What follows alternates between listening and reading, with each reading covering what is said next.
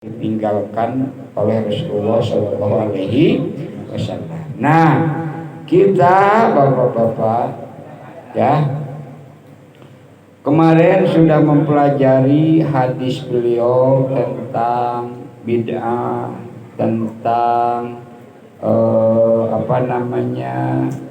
antara haram dan halal. Nah, yang halal sudah jelas berdasarkan dalil, yang halal juga sudah jelas berdasarkan dalil. Kalau remeng-remeng blue area tidak jelas halal dan haramnya karena dalilnya tidak ditunjukkan, baik itu dalil dari Al-Quran, dari Sunnah maupun dalil yang dinalar, yang dihasilkan oleh ulama fikih, itu Pak ya. Karena dalil itu ada dua Pak, ada dalil yang qot'i, Quran dan Sunnah, ada dalil yang joni, yaitu yang dihasilkan oleh penalaran ahli fikih. Nah, itu namanya dalil akli, dalil yang dinalar oleh akal yang sehat berdasarkan aturan-aturan ilmu mantek, namanya dalil akli. Ada dalil nakli, ada dalil akli. Dalil nakli Quran dan Sunnah, dalil akli adalah hasil ulama-ulama fikih.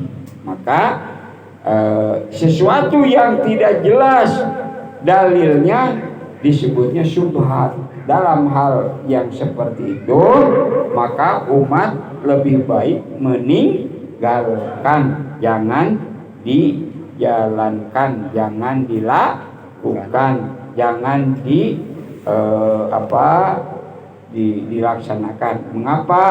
Karena yang syubhat itu lebih baik untuk ditinggalkan. Nah, kemarin sudah saya bahas mengenai syubhat, mengenai bid'ah. Nah, sekarang kita akan membahas yang ketujuh, yaitu saya bacakan aja matan hadisnya Pak. Karena hadis itu gini Pak, ada yang disebut sanad, ada yang disebut matan, ada yang disebut rawi. Apa itu sanad? Sanad itu kalau bahasa kerennya transmisi. Transmisi itu sambungan sampai kepada Rasulullah. Dari siapa? An dari ini sampai kepada Nabi. Itu namanya sanad. Nah, setelah sanad itu namanya matan. Matan itu konten, isi, gitu Pak. Tentang apa? Nah, itu namanya matan. Nah, ditutup siapa perawinya, di situ disebutkan rawahu Muslim, rawahul Bukhari. Saya bacakan matanya Pak, sanadnya saya kagak hafal. Bismillahirrahmanirrahim. Begini Pak bunyinya yang ketujuh itu.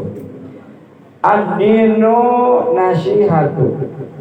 Din itu, agama itu nasihat.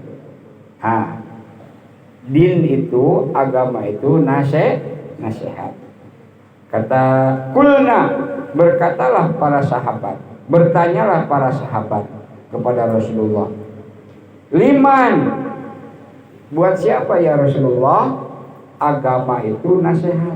Gitu Pak, pertanyaan siapa? Para sahabat. Rasulullah menjawab, lillahi wali kitabihi wali rusulihi wali imatil muslimin wali amatihim.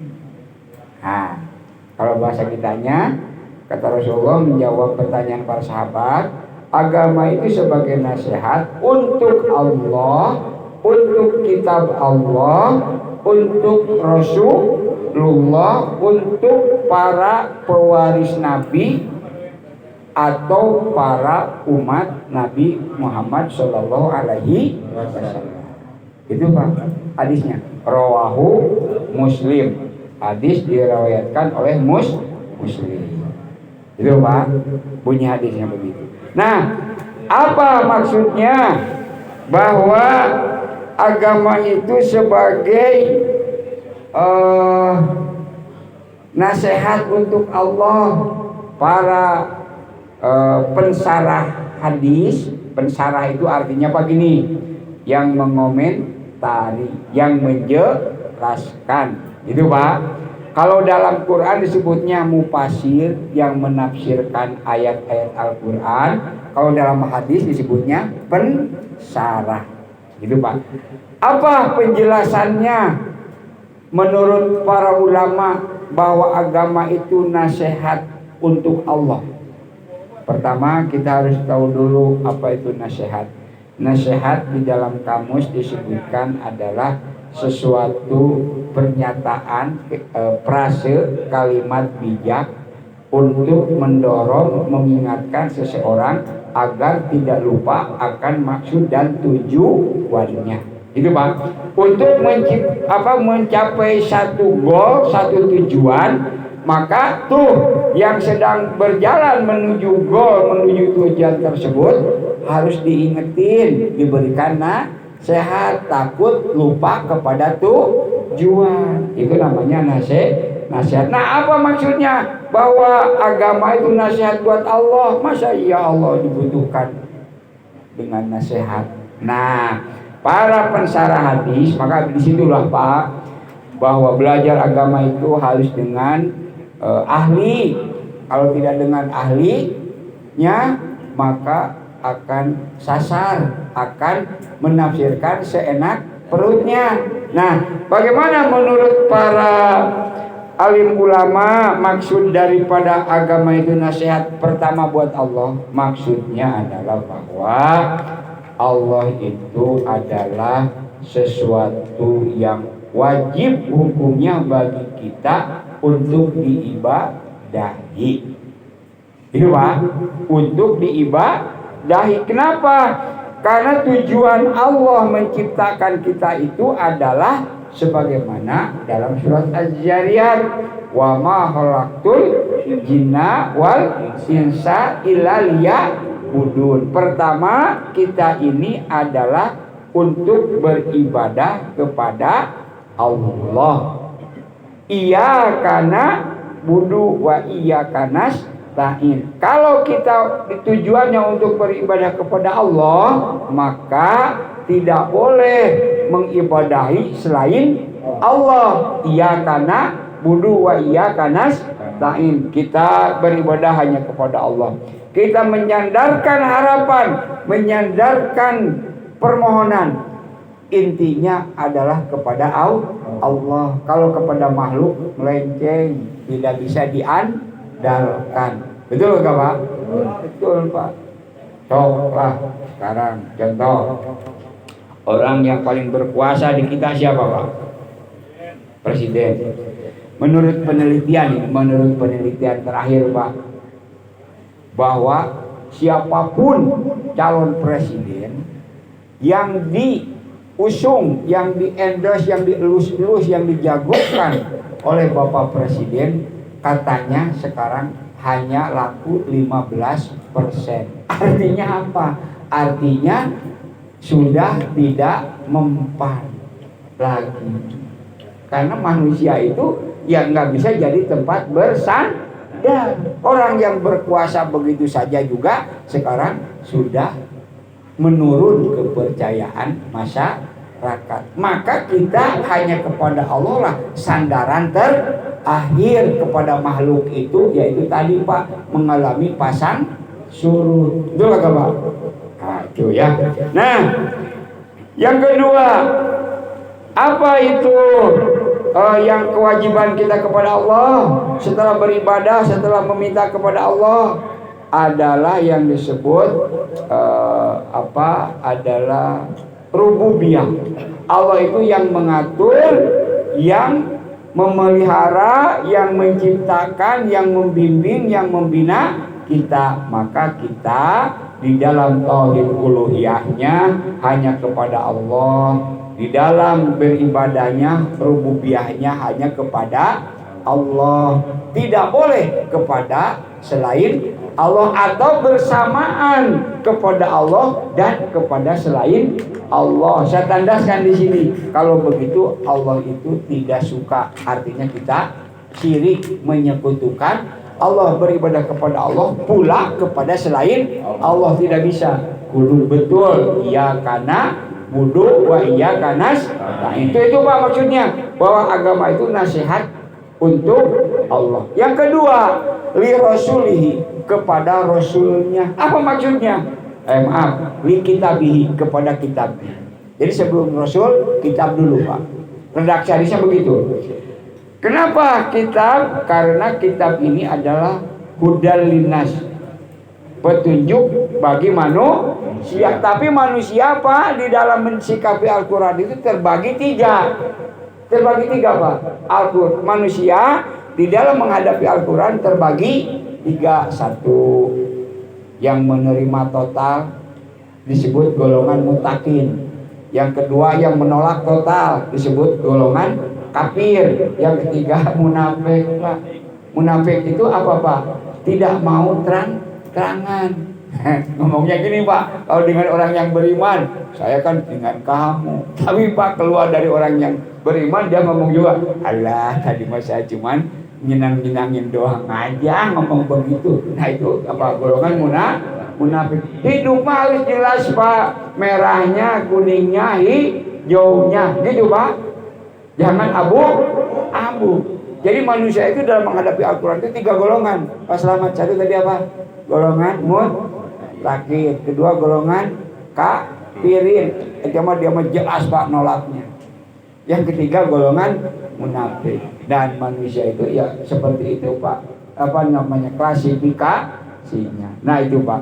Jadi kepada Al-Quran kita adalah hudal linnas, sebagai petunjuk bagi manusia. Artinya apa yang ada dalam Al-Quran sekemampuan kita praktekkan. Apa ciri-cirinya? Tuh sering kita baca apa tadi, Ustaz Andri juga baca. Alif Lam Mim. Dzalikal kitabul la raiba fihi hudal lil muttaqin.